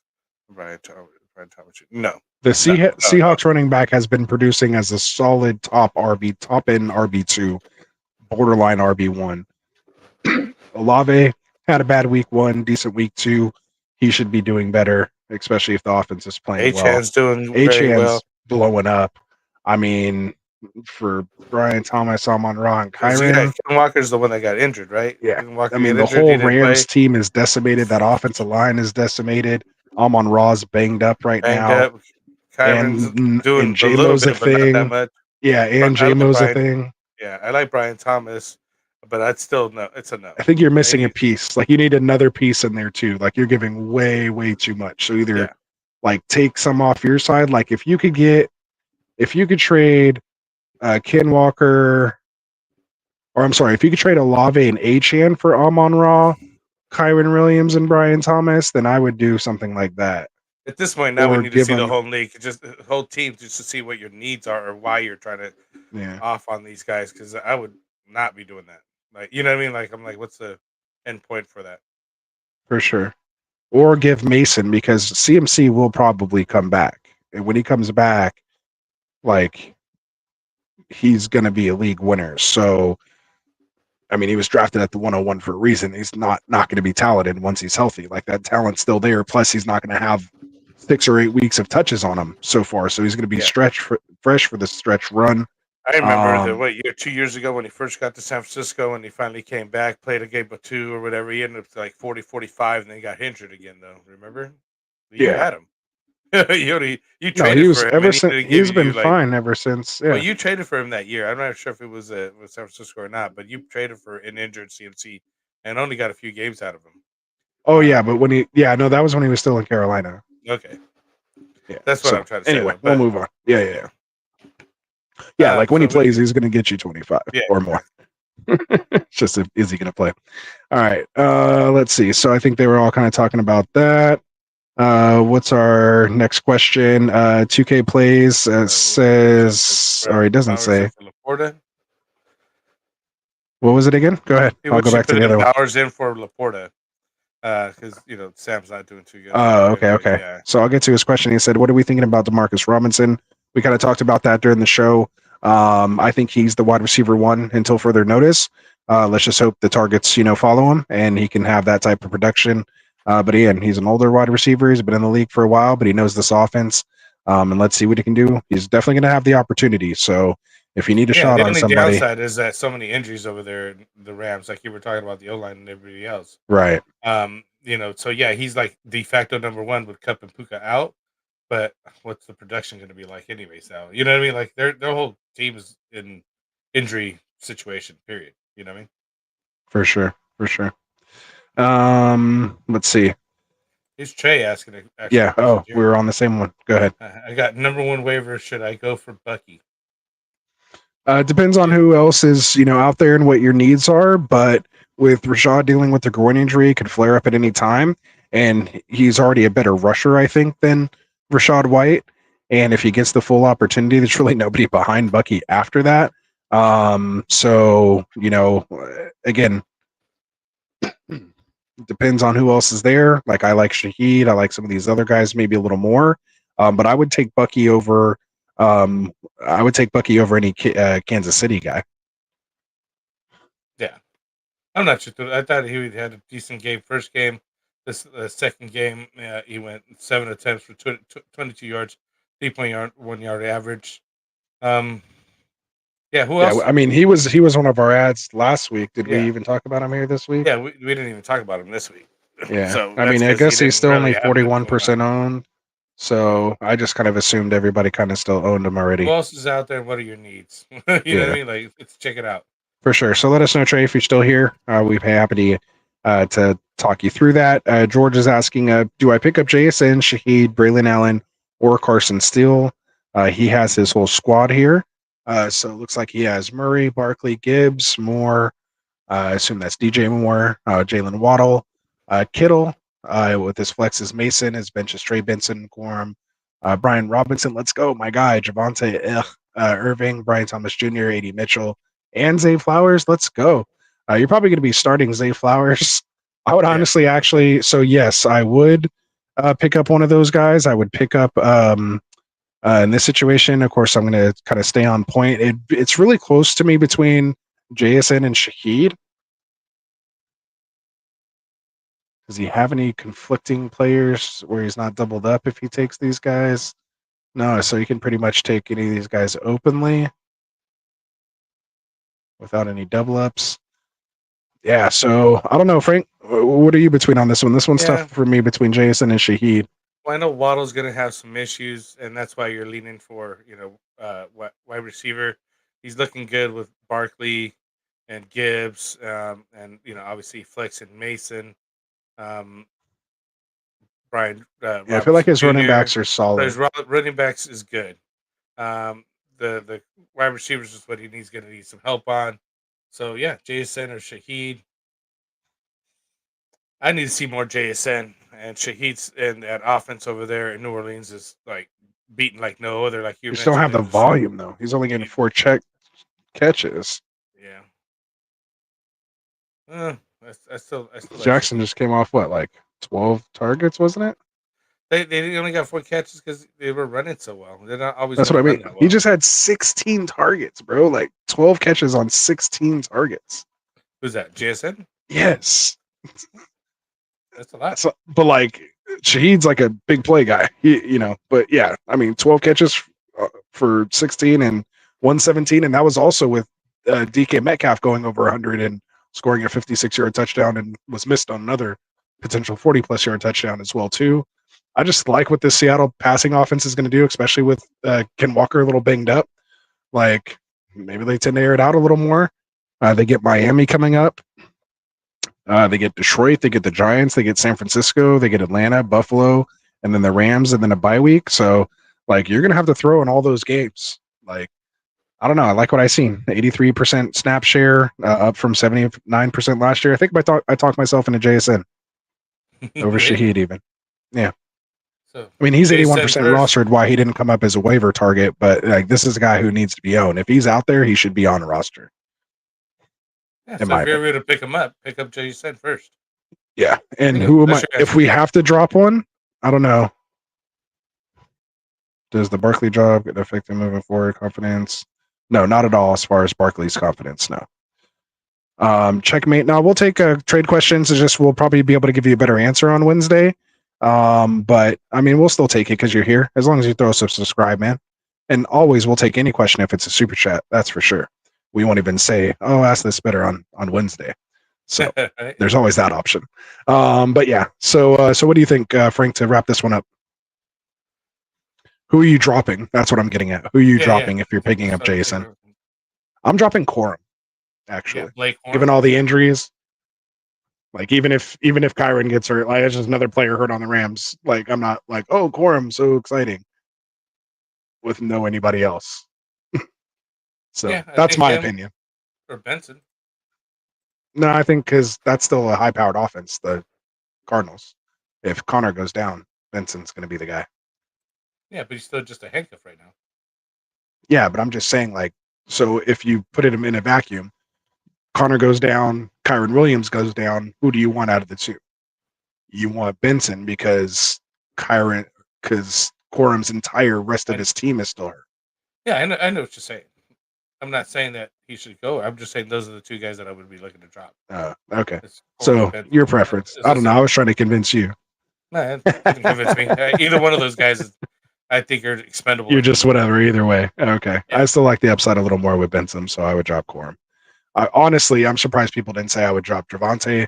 Honestly, I'd probably drop Javonte if you really asked me, but Javonte wouldn't even be on my team. The Corum, Benson, Brian Robinson, like that would be Brian Thomas Jr., A.D. Mitchell, Zay Flowers.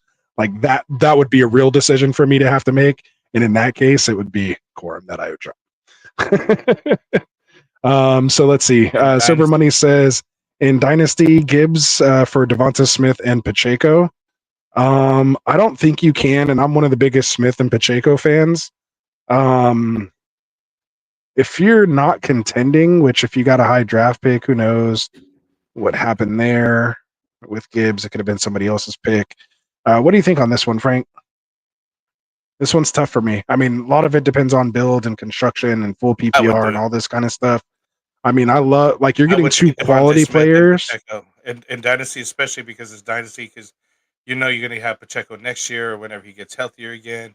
Devontae Smith is doing pretty well over there, and I'm not sold on Gibbs. I'm more of a David Montgomery's going to be always eating at his touches, and it'd be the next man up for Gibbs and whatnot. Gibbs has been balling too, but just quietly.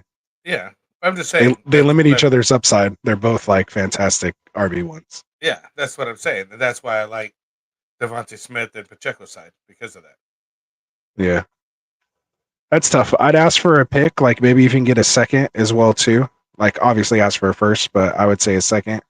But I don't mind Here getting comes a the teeth younger wide pulling that receiver Anthony too. does right there. Let me Yeah, just get a second and also. just throw a little second in there. And only because too, I also like it because you're getting a wide receiver, which in Dynasty I'd rather build around wide receivers and have that position, locked in a little more. Especially in full PPR Dynasty for starting 2 or 3 wide receivers plus multiple fluxes. So yeah. Let alone when AJ Brown's out like this, he should ball out. Appreciate it, Silver Money. Hopefully hit that subscribe button for us. If not, hopefully hit it for us here. Hit that like button for us as well. Checkmate says CMC Mason backfield reminds me of back in the day with Priest Holmes and Larry Johnson. Yeah, they kind of kept replacing each other there. But what are 2 great fantasy names right there, man? Remember those days? That was back when, oh God, Priest Holmes. He was like the 101s of all ones, man. Oh my God. I mean, every Kansas City offense. Remember with Jamal Charles? Like you wanted that running back in that offense. Going over there. That's gonna be good. That was good stuff. Let's see. We got Chompy here saying his Cardinals put the NFC on notice on Sunday. Marvin Harrison Jr. out here looking like a young Randy Moss. Let's go, baby. Go back and watch that trade episode. Hopefully you guys listen to me and put offers out for Marvin Harrison Jr. in every league that you're in to see if they were panicking, because we told you that type of talent doesn't get you can't keep that contained. It's going to burst out, man. It's going to burst out. So congratulations on your Cardinals, man. I'm a Niners fan, so naturally we're against each other. But when it comes to the world of fantasy, I'm actually the most invested in the Cardinals right now. Let's see. Any other questions you see here? Cam the Horn just mentioned his teams. Tina Rogers is neighbors for Pacheco and McLaurin. A lot of trades going on here. Yeah, no, I'm keeping neighbors. I'm keeping neighbors on that side of it. It's not great. He has tough matchups coming up. But with her Pacheco, I'm not the biggest McLaurin fan. So if you're going to take Pacheco back, I still need a better wide receiver for neighbors at the moment. So that's my opinion on it. Malik Still don't Neighbors trust is the Daniel only Jones. dude It over was there. just Washington. But 18 targets. 8 targets, 8 of 10, basically. He caught 8 of 10 targets, 127 yards, 1 touchdown. Malik Neighbors. No, 18. Look at that difference. 18 targets, bro. He's the first one to do that since Puka Nacua in his rookie year. Only one to do it. Have 18 targets in a game. You would thought he did more with 18 targets, though. It's the Daniel Jones effect. Oh, that's right. 10 to 18. You see 18? Or am I tripping? I miswrote that then. Oh, okay. So you just forgot the one. It was there. Yeah. So yeah. Let's see. I feel like I missed Cam's. So, yeah, we like all the targets that Neighbors is getting. So, and then you're trying to pick up a hurt Pacheco and McLaurin. So, I'm not sure if you're going for him. I guess she's going for him, right? Getting Neighbors, dropping Pacheco and McLaurin. If you could get Neighbors for that, do it. If it's the other way, don't do it. Keep Neighbors, whatever Neighbors side, do that side. Right. Tina was here. Did we miss something by Tina? No. She's putting the question marks. I don't know. She's just question mark after that, meaning like okay. Maybe that's why. So George also trade question from my squad. Should I trade Brian Robinson for Jameson? If you need a wide receiver, yeah, I think this is a pretty even trade. Both sides. Like I'd be happy either way for it, based on where you drafted these guys. They went fairly close. If you need a running back, the other person needs a wide receiver. I think it works out for the both of you guys. I think you're getting fair value on both sides. Notice this guy got the same question. Max Rogers, Neighbors for Pacheco's and McLaurin. Huh. Is that like the standard? Is that what the trade that's going on right now? Yeah, still the Neighbors side for me. Neighbors. Yeah, we haven't changed from that. Keep Neighbors. All right. Do I keep Neighbors? Oh, Neighbors again. We're gonna have to put Neighbors in the trade talk on Wednesday. Do I keep Neighbors or Deontay Johnson? Yeah, we gotta let Classic Mike know. Put Neighbors in the Neighbors or Drake in the thumbnail. Just Deontay Johnson right now out of nowhere. Drake London looking to move one. I would probably keep London and sell Neighbors just because I don't believe in Daniel Jones, and you might be able to get a lot off Neighbors off 127 and a touchdown and 18 targets. Yeah, I agree with Anthony. Keep Drake London. I There have we go. more faith in that. What's up, than Warrior Loft? anything with the Giants, period, right now. There we go. But I mean, with that kind of target numbers, but sometimes you just can't do much with it, anyways. But For sure. He says, "How's your evening?" A lot, almost, or a lot of injuries this week, and I assume that's what he was saying. Rasta, good game this week. What's up, Wicked? I don't know which league that was, man.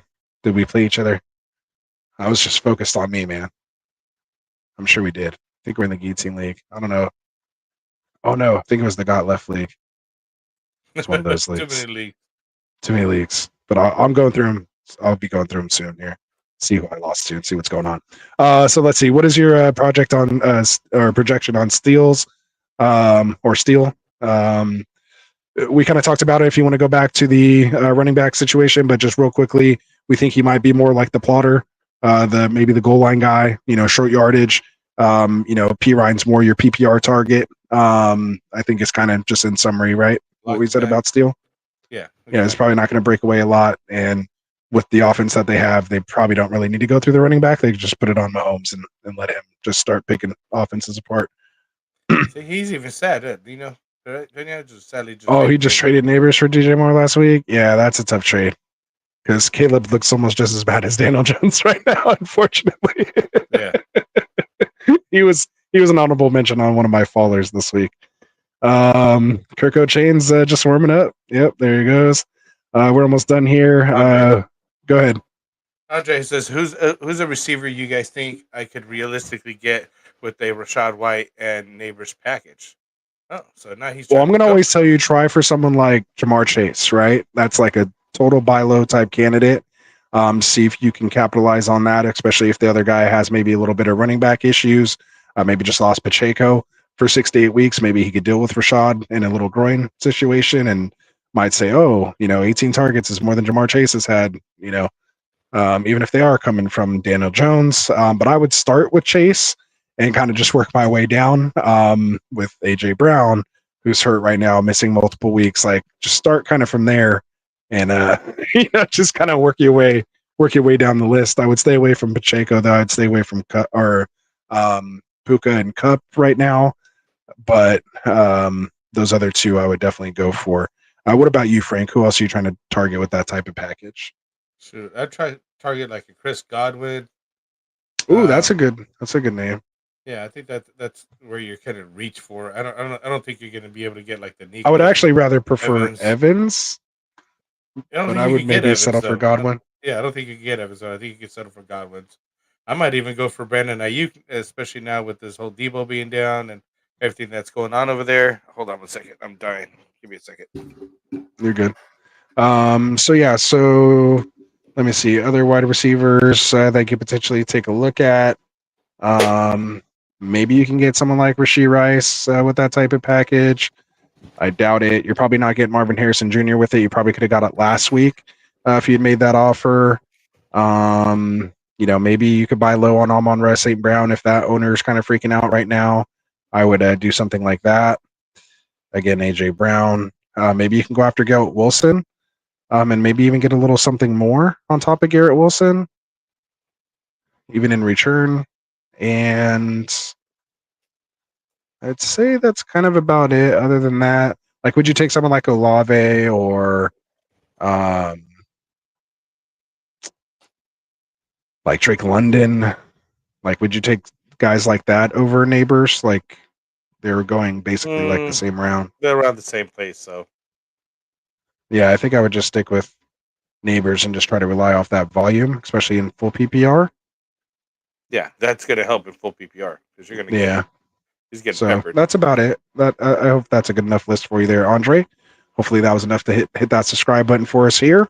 We got Nino back in here saying, but would you trade Devonta for Rashee Rice? Yeah, give me Rashee Rice. Yes, get Rashee Rice. Although I do have to stand a little bit corrected on Adams. He had a good week, but granted, he was saved by a touchdown like right at the end and some weird miracle comeback that they somehow pulled off. If not, he wouldn't have had like 110 and a touchdown. So you can kind of come at me, but I'm still not buying it. Brock Bowers, I'm buying into that. not buying Devontae still. So do you think Dalton will have any fantasy impact, or is Carolina just a lost cause at this point? I think Andy Dalton helps out Deontay Johnson a little bit more, as well as Adam Thielen. I think that's going to help them two out a little bit. But other than that, I mean, maybe like in super flex leagues, just to give you a guy, if you're trying to get by until Love or someone gets back. But honestly, I think there's probably a handful of, like, if you drafted heavy wide receiver and like a hero RB build in a super flex, you might be able to throw. Like, would you rather play Andy Dalton or like Brian Thomas Jr. in your super flex? Brian Thomas Jr. Right? So like that's what I'm saying. Like there's a certain level of guy that I would almost probably play ahead of time until I like see it. Like if Andy starts putting up 25-point games, then okay, then you could throw him in there. But if you just ask me next week, Brian Thomas Jr. or Andy Dalton in my super flex, I'm probably gonna roll Brian Thomas Jr. for the first week and see what happens. So that's just me. Wicked said, appreciate the advice, the real fantasy goats, man. So we appreciate that, man. Not too bad. We last time I think we went 1:38, not too much longer here. I got to a lot of questions from you guys. We really appreciate it. That's what it's all about. Injuries. Yeah, for sure. A lot of injuries, ton of things going around. Again, let us know what you thought about the new segment here tonight. Let us know if you like the risers and fallers discussion, or if you prefer us to bring back the top performers in game balls. Do you guys kind of like that little recap and knowing who the top 5 were for the week, and kind of who we want to point out as our top guy of the week? So yeah, just let us know. Leave us a comment. Of course, drop it here in the chat for us. Before we get out of here, we do have to tell you guys about the folks that made that live Q&A section happen, or segment happen. Our boys over at trophysmack.com. So, really there's no other better way to kind of celebrate a fantasy championship by getting a ring like this, or even like a belt, a chain. They have even just your regular type trophies, but these aren't just regular trophies. They're fully customizable, a ton of different options. So make sure you guys go down in the description, use that link for trophysmack.com, and you can browse the different variety of different trophies and things that they do have. Again, all fully customizable to be able to take your league to the next level. So make sure you guys check it out. Use that promo code GETRIGHT at checkout, and that helps support the channel. So again, we appreciate those folks over at trophysmack.com. They're awesome, man. And I have one of the rings here myself, and a couple belts not too far from me. So we'll see how it goes. All right, man. So other than that, you want to tell them about our folks, or their affiliate channels here, and so boy Tycoon coming on tomorrow night and all that? We got you guys at Fantasy Tavern over here. As Anthony just mentioned, Tycoon's in here as well with the Fantasy Boardroom coming in tomorrow. We got Phil Ruskin here with the Extra Point. We also soon to come in with Cody and Zach with the Sweet Life of Football. So we got all kinds of guys. Check them all out on the description, right? There's their links and everything else. You can subscribe to them or just watch them on our channel as well. So support our other partners that we have here that are putting out content for you guys literally almost daily here. So if there's anything you guys need, let us know. The feedback's appreciated. About the new segments today and what we got going on in the show. Thank you for watching. For sure. Please like. Absolutely. Well said, man. Yeah, no, well said. So we'll get out of here, man. I'll leave it at that. From all of us here at Get Right, again, we appreciate it. Best of luck to you on your waiver wire ads. Go fill out your team, start throwing some trades out there. We've seen how things can change just in 1 week with our perspectives. So again, get out there and let's play this game. Let's have fun, and let's just hope no one else gets hurt, man. So from all of us here at Get Right Fantasy, for Dustin, for Classic Mike, for Tycoon, of course, my boy Frank right here, from our boys Phil and Kendall. We appreciate all you guys. I hope I didn't miss anybody. Jack, Cody, all the guys here at Get Right, man. We appreciate it. You guys have a good evening, and Frank and I will be back here with you guys on Wednesday for roster management, buy, sell, trade targets. Sure. Let's get out of here, Frank. Peace out. Peace out.